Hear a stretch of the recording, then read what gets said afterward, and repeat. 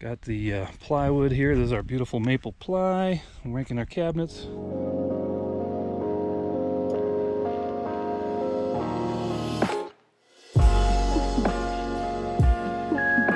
Little temporary kitchen setup for Gina to keep things going. And then yesterday we got the one side of cabinetry, the raw main cabinet boxes all in and built.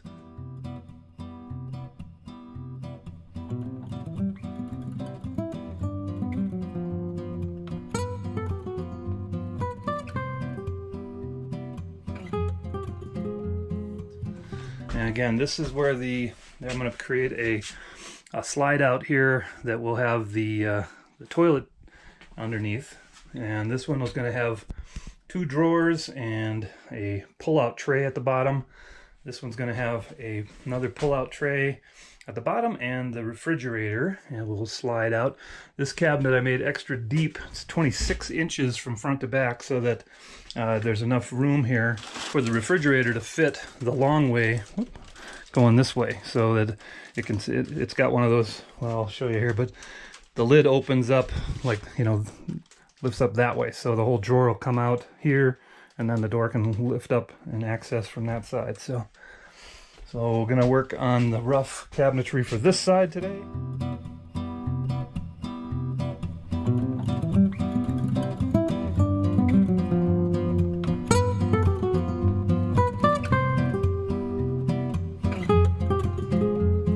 Progress today. Got the cabinets, the bulk main cabinets all finished, the carcasses, I guess you could say, all in place, and skip past a little bit of how I made these cabinet boxes. Like, again, these are all custom made. We got maple plywood from Lowe's to start with on these, and I cut the pieces on this side with a 4x4 inch cutout for a toe kick. Always remember to do a toe kick. You'll be glad you did.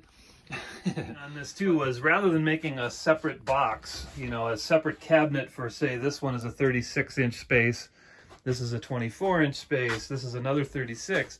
Typically you would make a whole cabinet with a full 3/4-inch piece on each end to create your sides and create complete boxes. And a lot of times, you know, you'd use a full piece for a bottom running across, and or like a full solid back. But again, having a bus, you want to kind of cut down on your weight. So the toe kick, instead of a whole bottom, I just have this section here, and then it drops down and there's more usable space, in this case for the water tank here to go in. But instead of making each box as a separate box, I made this one, the big 30, this one on the end here has a full bottom on it because it's going to have the propane storage and everything under there. But then what I did is I put that one in place, and then I simply added on each cabinet and the back supports, the bottom supports. I just kind of built it all in place. So essentially it makes it like one great big cabinet instead of 3 separate cabinets. And that way you save a lot on the material being used involved. So it's like here, instead of having 2 full pieces of 3/4 inch here, we only have 1. So again, it saves quite a bit of weight and gets the job done. So I didn't put bottoms on these cabinets except for this one. This one's going to have a door opening out this way, and the propane tank will be a small, like ours, a little 1-gallon propane tank will be sitting back in there, so I wanted more of a bottom on it. And then 3 drawers here, or 2 drawers above, and a pull-out tray, 2 more drawers and a pull-out tray at the bottom. But I didn't put a bottom in on this one or on these 2, and so basically the bottom, rather than having a toe kick that pulls out like a drawer, when the drawers are open, there'll be access to that space underneath. So it's kind of stuff that, you know, old, you know, stuff you really don't, almost never need or whatever, you know, put your Christmas lights under there or whatever, and you just pull the drawer out and grab it when you need it, or old paperwork or things like that. But so that's the idea there, not bothering with a full solid bottom piece and just losing all that space. So there's the cabinets from a full 8 feet of cabinetry on this whole side. And again, put the subfloor and the insulation down, and we'll be doing the flooring as one of the last things. Again, save square footage, plus You don't have to worry about is expansion and contraction. You put it in from edge to edge here, leaving, you know, whatever they recommend. Usually it's about a 1/4 inch gap on each end so that the flooring can expand and contract the way it needs to. So I've got a ton of drawers to make, and drawer and door fronts and everything for all these guys. So quite a bit more I can do before we have to actually pull the bed out. So another gorgeous morning in Colorado. This is kind of our setup right here. This is our spot here. We actually were over here, but last weekend after everyone cleared out, they cleared this area, so we moved the rig over to our own little nice little spot over there, and enjoying a beautiful wooded spot here in Colorado near Leadville, Colorado.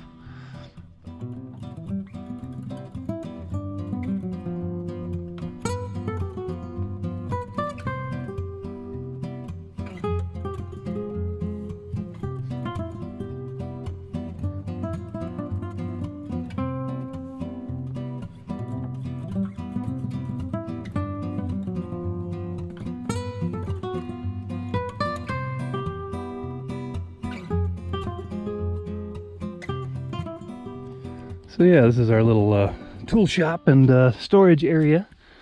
Have her a bunch of her stuff. She's got her big new gray tank that came in, and her new mattress.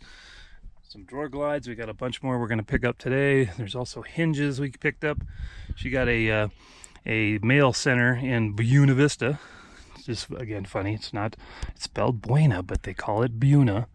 But here's where the tools are. Picked up this tent from Walmart for like 60 bucks, and works out real nice for our little storage unit. Okay, so yesterday working on making drawer parts and door and tray parts. Got 2 of them done and installed. Got these guys in and looking good.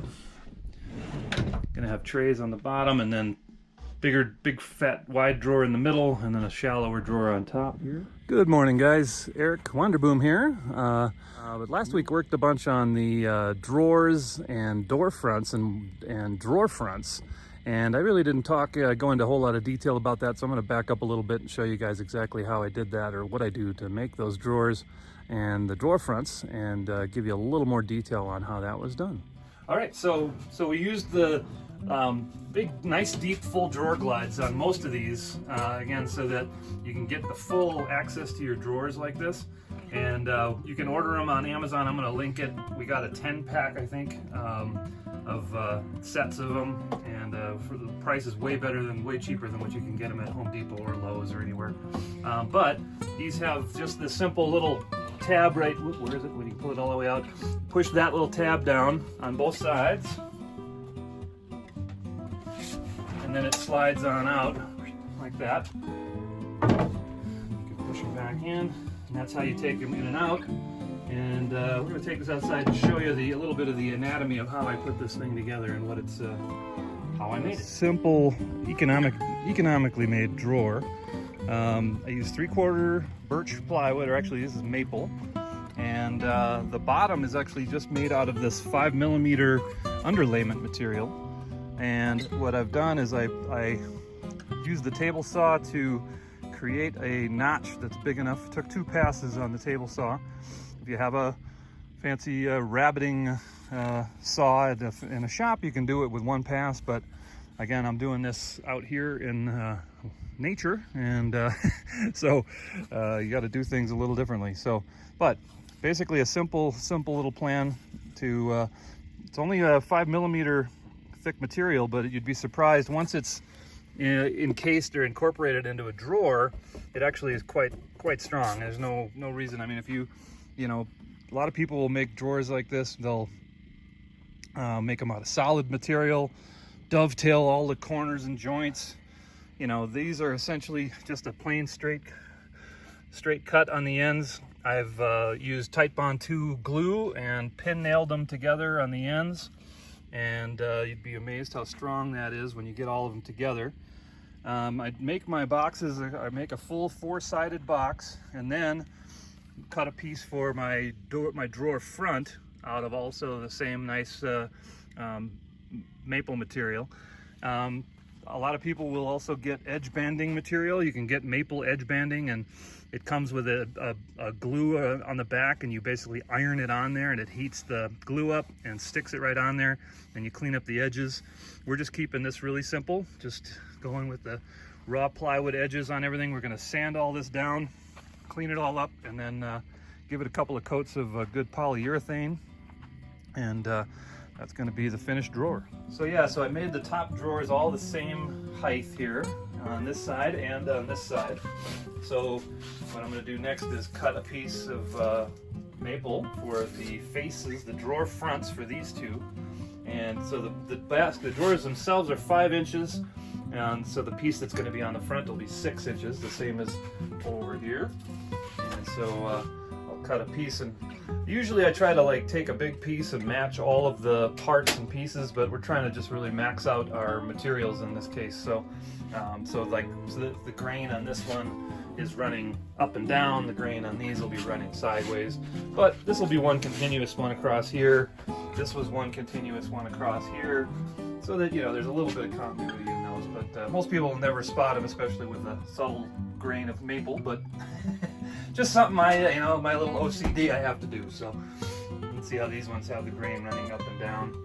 But we're gonna get Gina set up on the sander today, sanding and prepping these guys for some polyurethane. All right, so getting ready to install the drawer fronts on these. A little bit of eyeballing and math involved, but and a little experience. But what you want to do first, though, is pre-drill some holes through the front piece here. I'm going to be using 1¼ screws to come through this piece and into the piece that'll be on the front. So again, you want to pre-drill the hole through this part so that the threads are not grabbing onto this section at all. They just push right through, and then all they're grabbing into is the board that you'll be screwing into.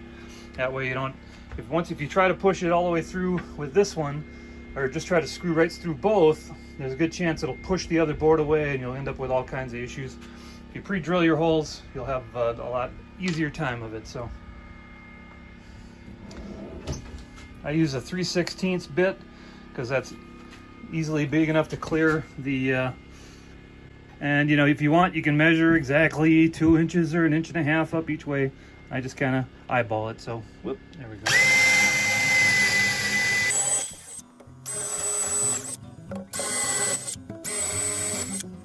So to put a drawer front on, what I've done is I've cut my piece to the desired, I want to have a 1/4 inch overhang onto the plywood on both sides. So this one's 29 inches. My drawer is 9 inches. So my face is 10 inches, which means I want a 1/2 inch overhang on the top and the bottom. So I've already gone ahead and pre-marked 1/2 inch down from the top. And then to get my reveal on the edge over here, what I did is I basically just held it up like that, got my 1/4 inch there, and then I made a mark here. If you want to maybe pull on in real close here. See how I made a little mark right there? And that shows me exactly where I want my piece in relation this direction from the side to side. And so then I mark that here. So now I know this is right at the corner of the drawer box I want to line up right there. So how do you get that to hold on and stay put? Well, what you do is you line up that way, the way you want, pull the drawer out a little bit, and you bring it up to your line it up on both. I also made a mark 1/2 inch on this side. So you get it right, lined up with those, and then you take a handy dandy clamp, line it back up again. There. And then you clamp it tight and that holds it. And now what I'll do, again, I've pre-drilled my holes through this back piece. I'm using 1¼ length screws so you don't shoot through the face of your other one. Double check the lines again. And again, I can just, so all I got to do now is get the first one in. It has a square drive, so a couple of seconds here. All right, now we can take the clamp off. Double check this side, which you can see it's slipped a little bit, so line it up again with my line. Then I just hold it with my hand. The handy hand clamp. Get it lined up again with my lines, make sure they're good. All right, so push it in, boom. Now we double check our overlaps on the ends, should be 1/4 inch, yep, 1/4 inch, 1/4 inch. And I have 2 more holes to put screws in, but I'm gonna hold off on putting those in until I get my pieces on these ones. In case I have to do any little additional tweaking, I can always shift those holes a little bit. Once I've got all of them dialed in where I want them, then I'll put all the final screws in, make sure they're all finally done where I want them, and then it's just a matter of sanding them and putting some polyurethane on them. So there you go. But if you were camping next to it, you could probably go on them.